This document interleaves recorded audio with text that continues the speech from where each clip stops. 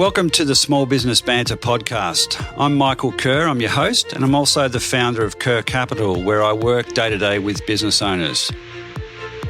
The Small Business Banter podcast is built for business owners and their trusted advisors at what I see as three different key stages of ownership in a business. It could be when you're looking to sell. It could be when you've been approached by a potential buyer unexpectedly. Or it could be when you're an aspiring owner about to buy a new business. There's a lot on the line personally and financially at each of these three stages. It's stressful, it's emotional, and it's usually new territory. So to help, each episode of Small Business Banter is a discussion between me and another business owner or experienced small business advisor, and they will have personally been through a business sale. What you'll get is practical advice, new ideas, and motivation to help you when making a really important decision about what to do with your business.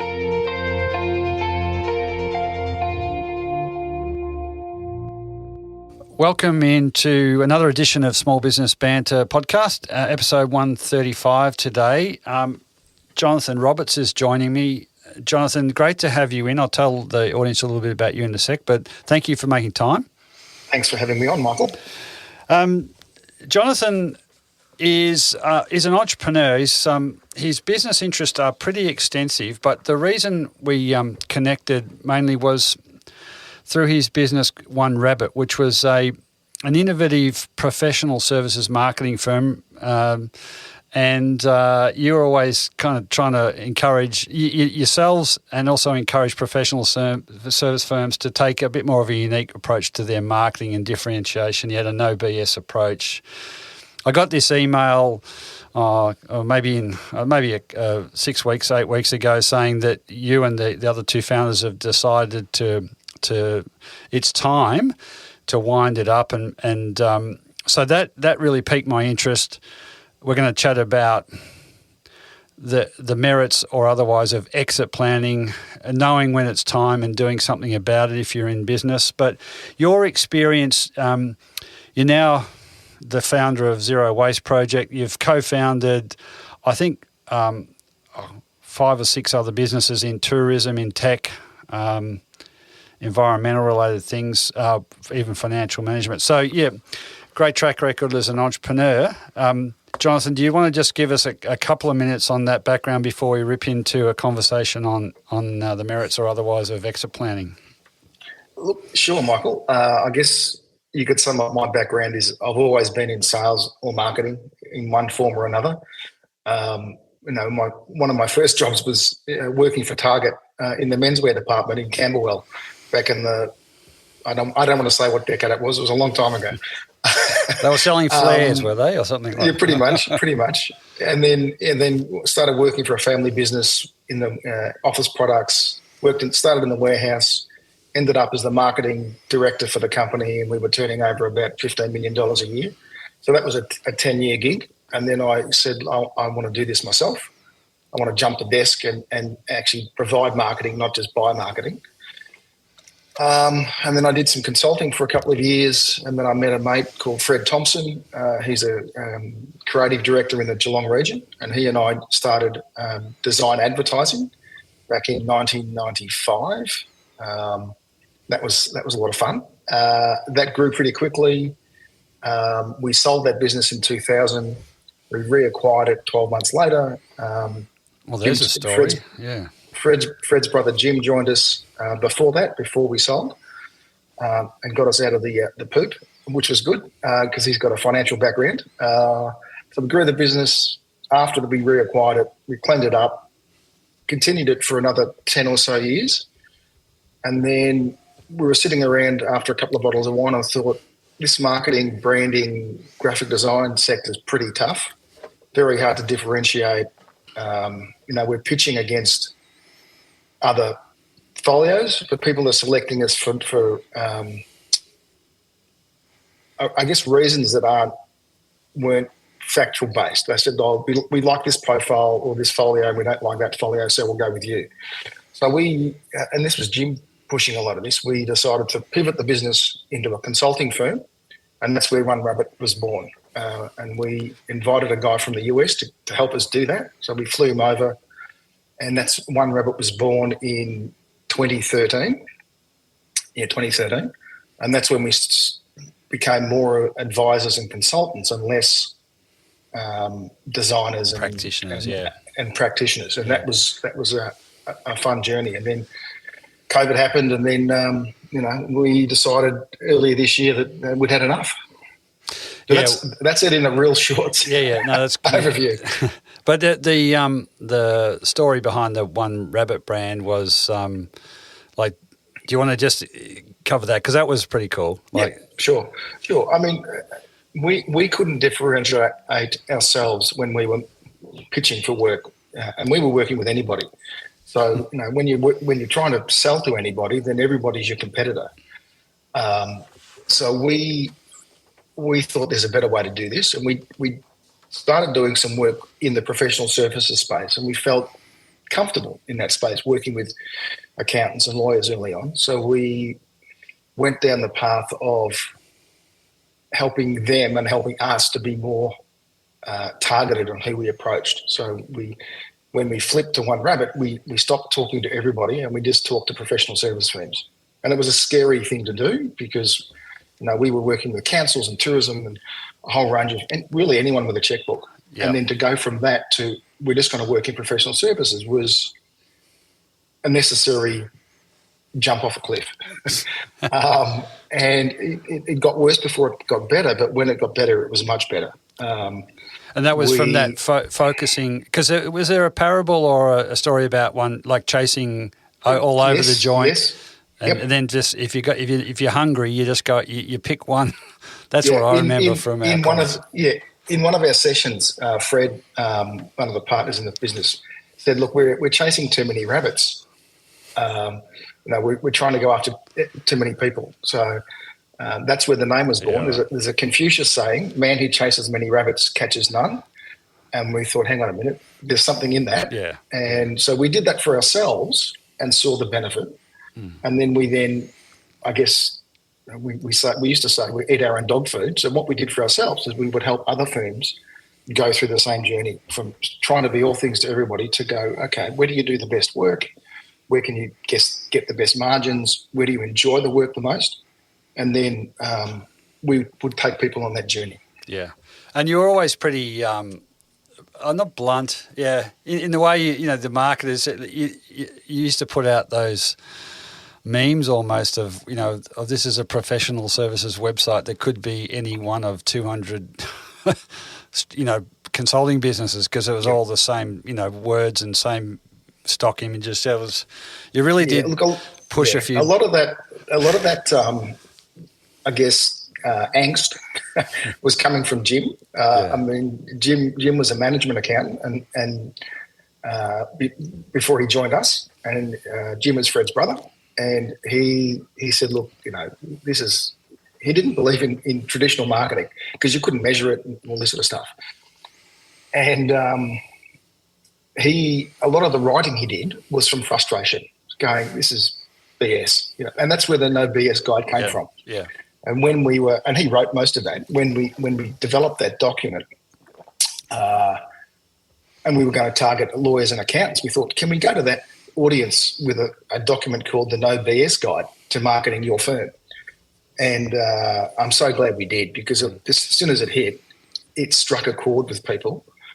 And what it did was it attracted people who also had a no BS approach to their business and how they worked and their just personalities. Yeah. So it kind of morphed into our philosophy and our ethos, and then it attracted like-minded partners and firms. Yeah. It makes a whole lot of sense. So I was but at the time, it was a big change. From what we were, off the cliff a bit, and it took a couple of years, and that I guess for us, it took a few years, and then we could shorten that period for our customers, saying, well, this is what we've learned on the journey that we've taken. We're going to help you do it in 6 months or 12 months. Yeah. So that was the little bit of a surprise when I got this email, whenever it was, 6-8 weeks ago, and it went something along the lines of, we've decided when the time is right, we're going, and it is now right. We're going to Pulling up wind this stumps. up. Yep, and we're going to go do our own separate thing. So that's the nub of the conversation I wanted to have was, and I might just start with,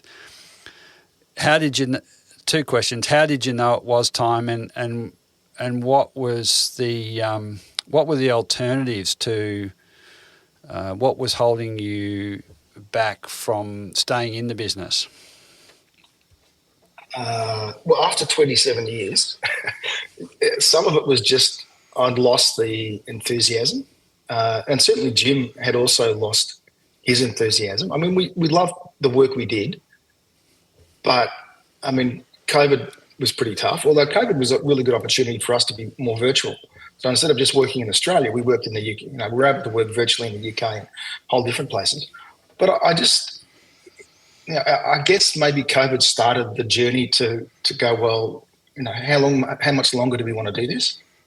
And as we trimmed the team down to the three people that were left, with Jim, Connell, and I, and I'd always had, or for the last 10 years, had a couple of side businesses that were gaining momentum and gaining my passion and interest. Jim was more heading down the retirement track, and Connell was sort of in between. So earlier this year, we thought, what are we going to do? I was pretty keen to spend more time in my other businesses.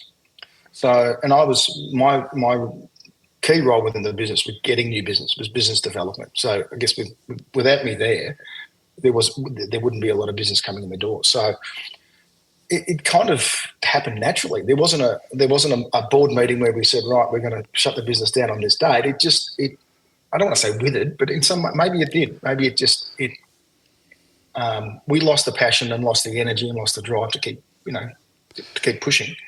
But it wasn't acrimonious, like it was. No. And that's very much the message that came through. There was this synchronous realization that we can all do different things. And for you, maybe, I mean, everyone's got trade-offs to make, but I suspect you had these other businesses that maybe weren't getting the attention that they might, and so it was a fair time to say, well, I can shift into those things and and there was other things of interest, because it was the zero waste business is totally different. It's I've got my kids involved. It's a startup again, so there's all that energy around a startup and the challenges and whatever. But I think we all just came to that conclusion. I started thinking about it 2 years ago, and we had a couple of conversations about, well, what's the future look like? And I think that's important to do. And we did have an external chairman, because once if you've got three partners, who do the three partners report to? So we had an external chairman that we would meet with once every few months. Yeah, and he helped us get a little bit of clarity around what the future could look like. We did think about, we've got some really interesting IP within the business. Is there any value in that? And I shopped it around a little bit. But at the end of the day, we didn't get any buyers, obviously. And we thought, look, it's probably just going to be easier just to wind the thing down. Okay. So there was over time. Yeah. So there wasn't like some effort or review of the upside of selling, because it was uniquely positioned as far as I could see as an advisor to professional service firms, and so, but then you didn't want to kind of drag that on for years, trying to extract some value, because the relationships with your founders could suffer. Your other projects would. Look, we got some interest, but we were more concerned about what would happen to that IP in the hands of someone else, because we were, it was our lifeblood. We really were very passionate about it. So we didn't feel that philosophy could be managed by someone else. And we thought, look, maybe it's better just to wind the business up or close the business down, as we did, on a high. We've had lots of fantastic customers. The business was debt free. We've we've had a good ride. Yeah. It's been as every entrepreneur knows, it's been a bumpy ride, but we've had some fantastic periods, and so we've done pretty well out of it. We thought, well, we'd have to almost spend a couple of years structuring it to sell it for a significant amount of money, and none of us had the energy to do that. So we thought, let's just quietly, on your terms, on our terms, at a time that felt right, we just walked off into the sunset, all pretty happy about it. Yeah, that concept that comes up a lot about, it's more than a business. It's a representation of who you are, and it's like your baby. Absolutely. So you want to. It's funny. I say this. I'm happily married now, but it's my third marriage. So my marriage to my business lasted longer than any other relationship I've had. 27 years. So I look at that and go, it's a big part of you, massive part. It's a huge part.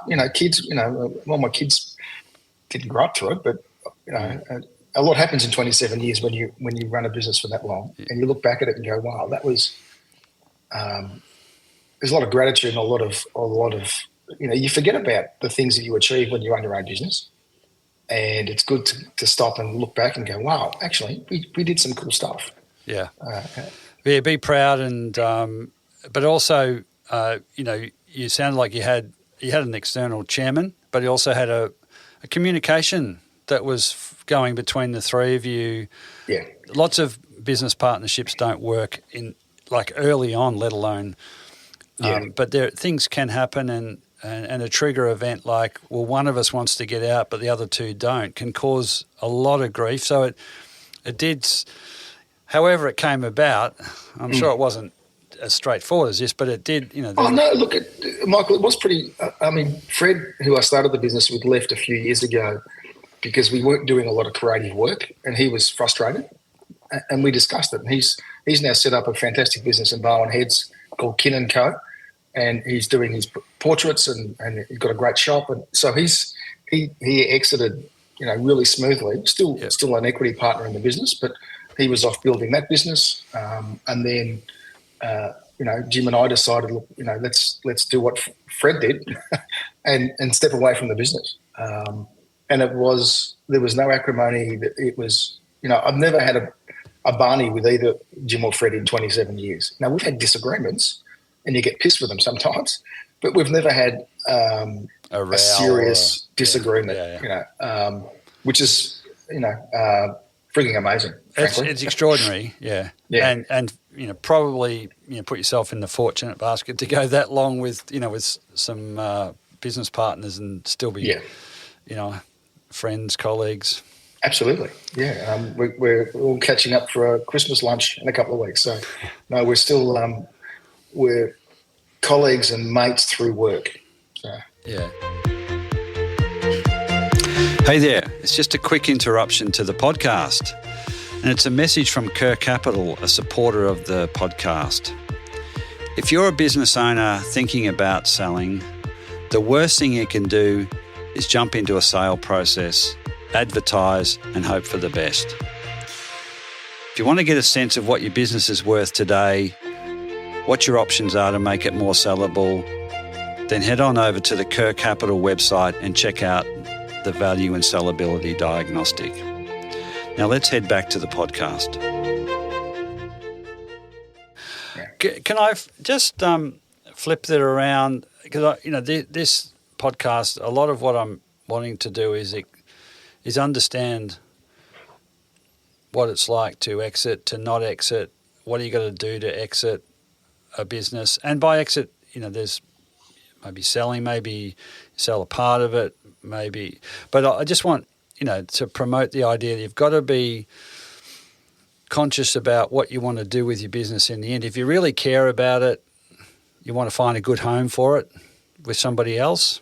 So you didn't have any formal exit plan for this business, but you succeeded in getting to a decision, the three of you. What was the really big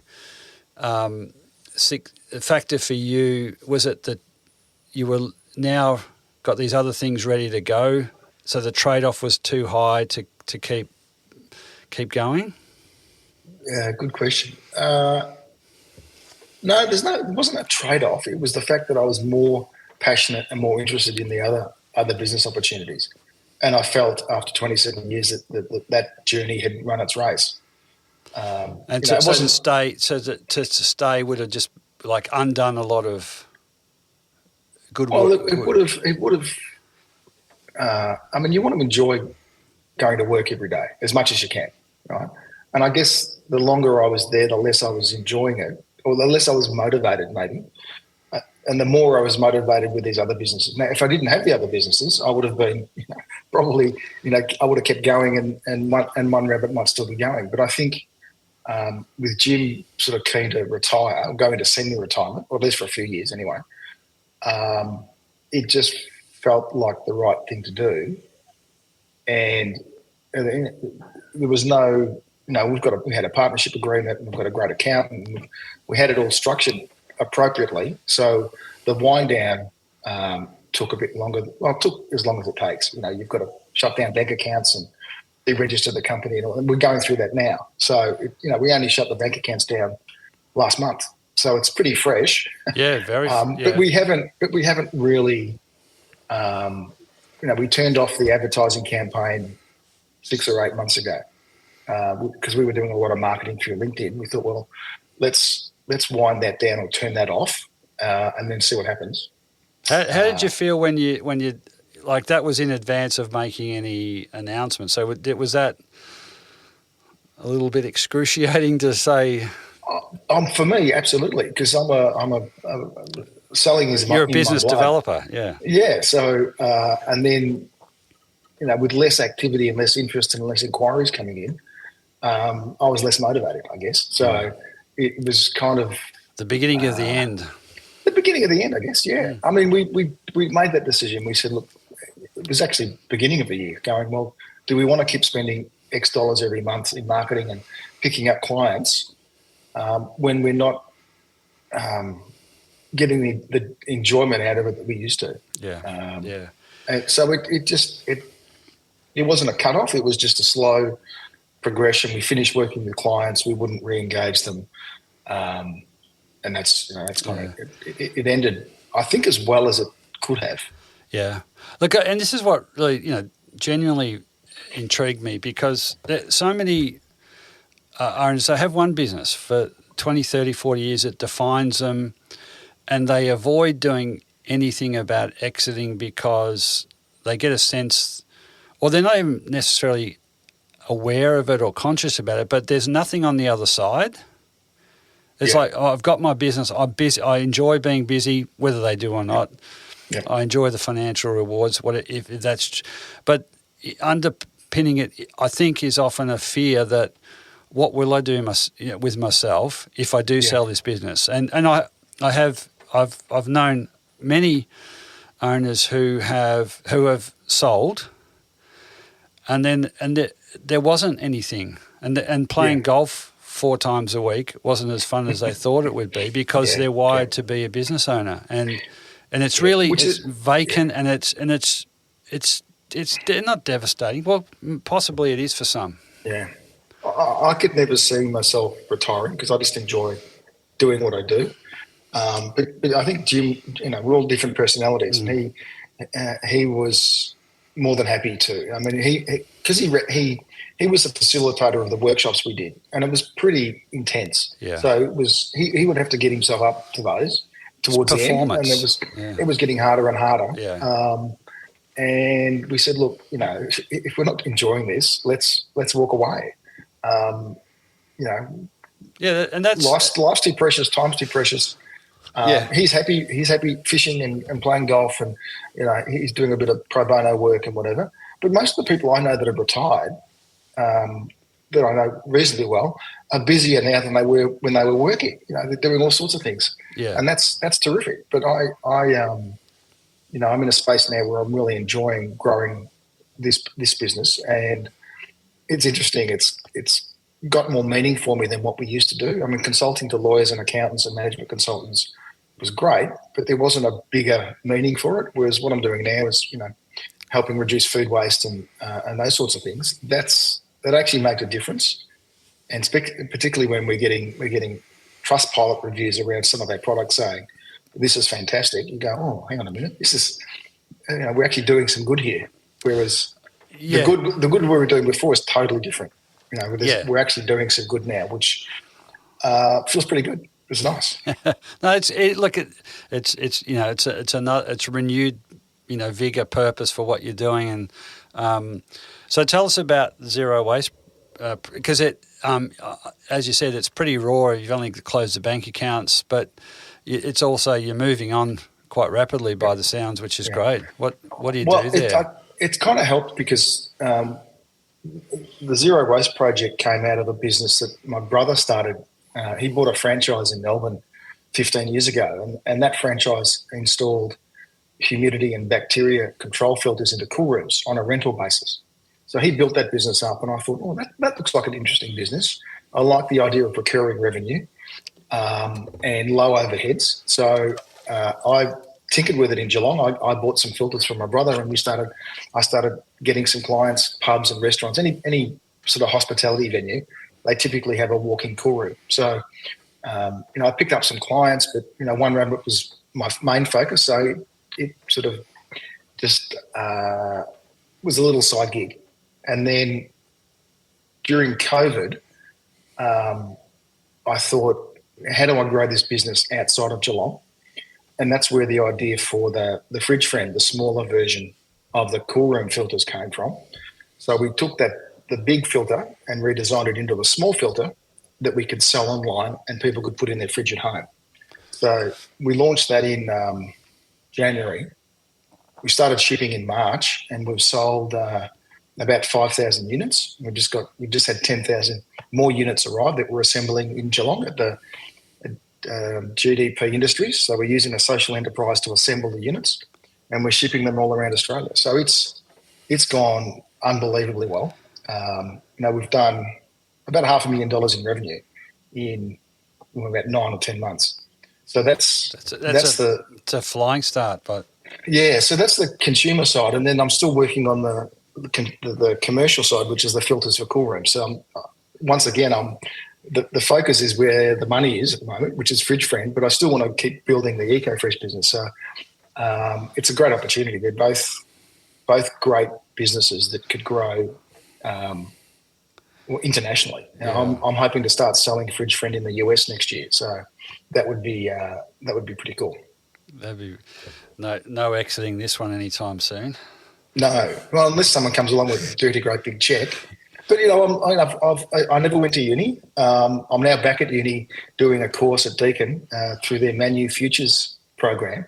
It's a 10-week. It's called the Ignite program, where they get startups coming in and they help you design the product. Now I've come in late and I've already got a product, but they're now helping me redesign the product and do some pretty cool stuff. So I'm growing lots of new muscles that I didn't have. It's excellent, and it's you've got that DNA to want to keep doing things, and it's really exciting, and not to drag it back, but to what we're chatting about. But it's so vital, and when we finish this, I want to get your reflections on what you would advise other owners to do, sure, who aren't actively thinking about what they really need to do. But you've got there was a sense of a trade-off. It's paying off because you're investing your time and energy, and you're excited about what you're doing now, and you've let go of that other thing. And I'm sure it's not as clean cut as that, but 27 years is a long time, and to be able to let go is more than it needs more than just. It needs something else on the other side. That's what I kept. I think so, and I think one of the things that has helped me is that I was a one of three, and probably I think the boys would say the most entrepreneurial out of the three of us, and I felt towards the end that a lot of my entrepreneurial spirit was kind of being held back, and that's where now I can I can Unleash. go hell for leather in this new business, and make mistakes and do all sorts of crazy things. But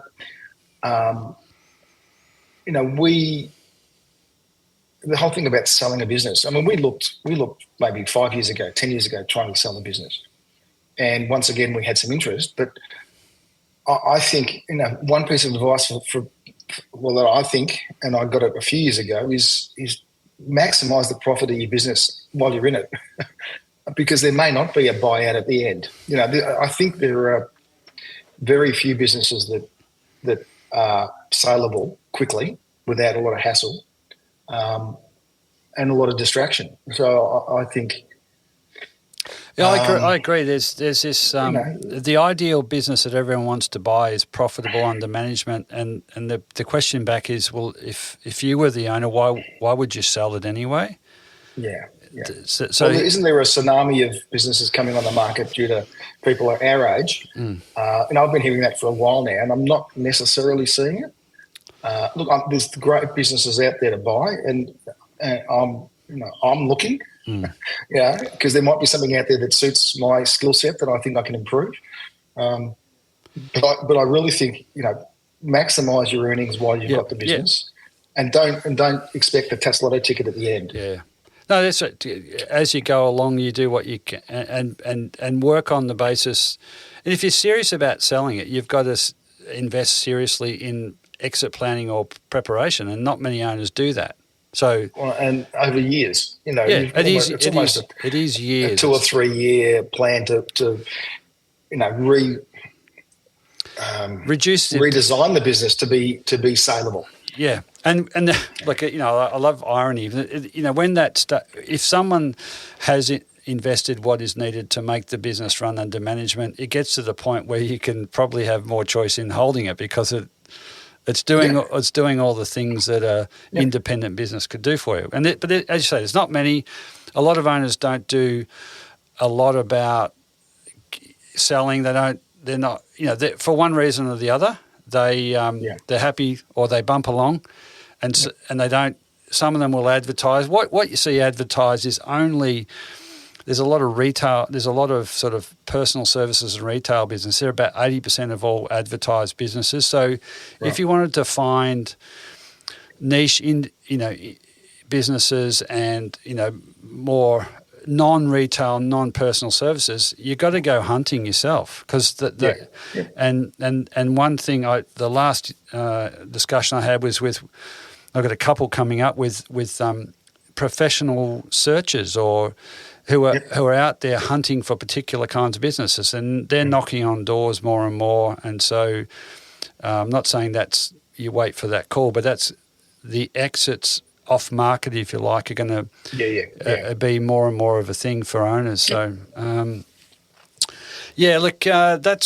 it's great to get your reflections. It's a bit of a random, and we'd known each other a little while, and I was really keen to get from someone, particularly as it's so fresh, just to give their reflections on the experience they had of gently winding down something rather than trying over years and years to manufacture a sale, or you did it with in kind of partnership with your partners. It was it's kind of been a good outcome, and you've moved on and you're doing other things. So you have sold other businesses in the past, but if you had a couple of you just said make your money as you go, but is there anything that you particularly, from the point of view of encouraging an owner listening, to think to actually take a bit more than giving it a little bit more thought than they might be currently,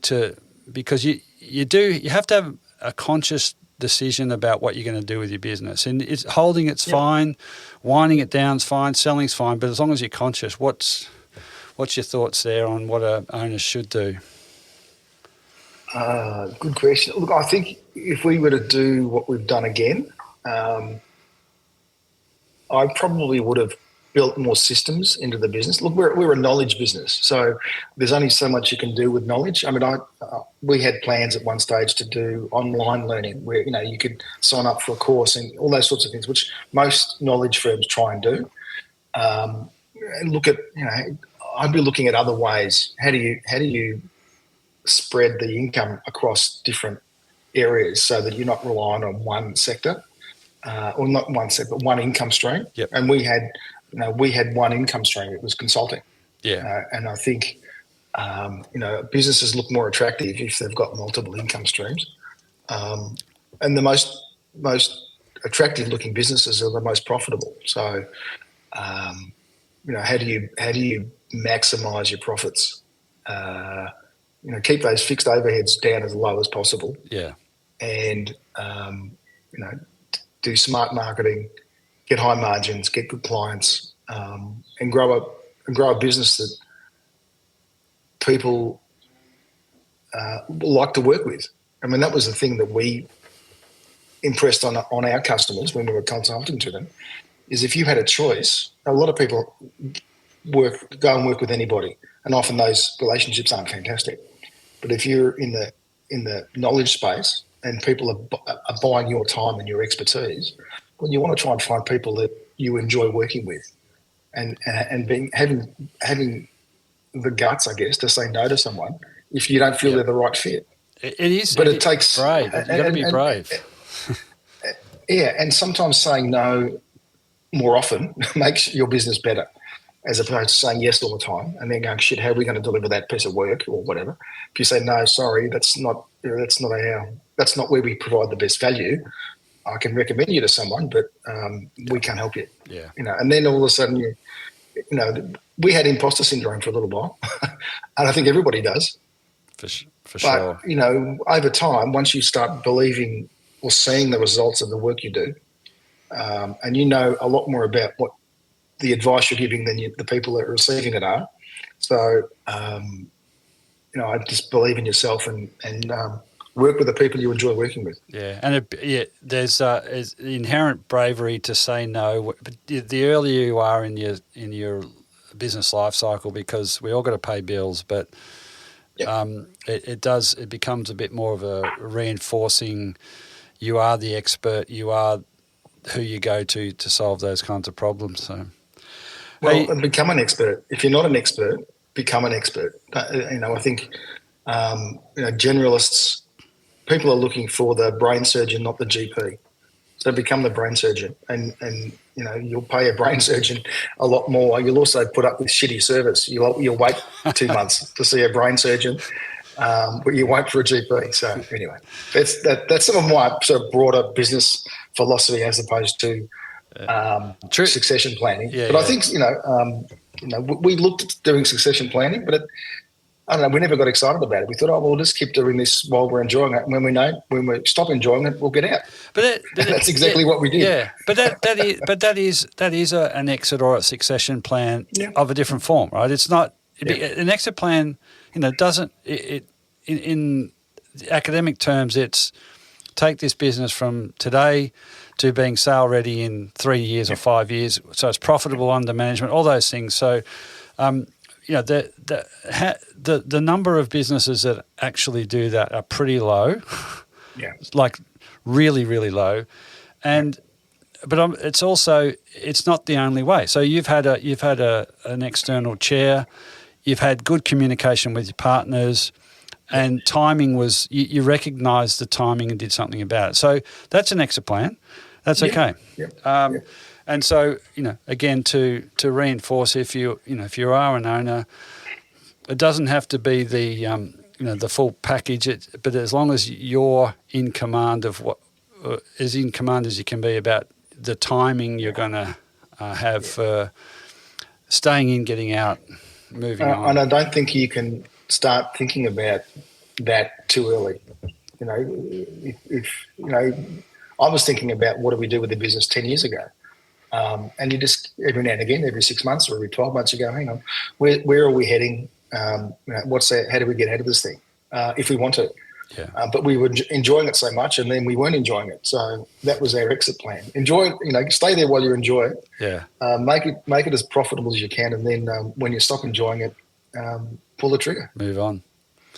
Yeah. Excellent. Good stuff, Jonathan. What's the website? Well, if people wanted to have a chat to you, are you happy with that? Where do they get you, and what's the website for Zero Waste?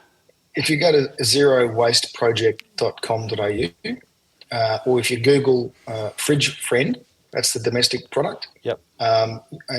You'll hit the website, and if you hit the website, you'll start getting followed by all my ads that I do on social media. Because we do a lot of social media ads, and me shaking floppy carrots around and all sorts of stuff. So anyway, it's all a bit of fun. Look, zerowasteproject.com.au, or look me up on Google, not Google, on LinkedIn. Yeah, Jonathan Roberts. That's excellent. Appreciate your time, Jonathan, and for Thanks, Michael. No getting worries. to us while it's just relatively recent. Take care. No worries. Thanks, mate.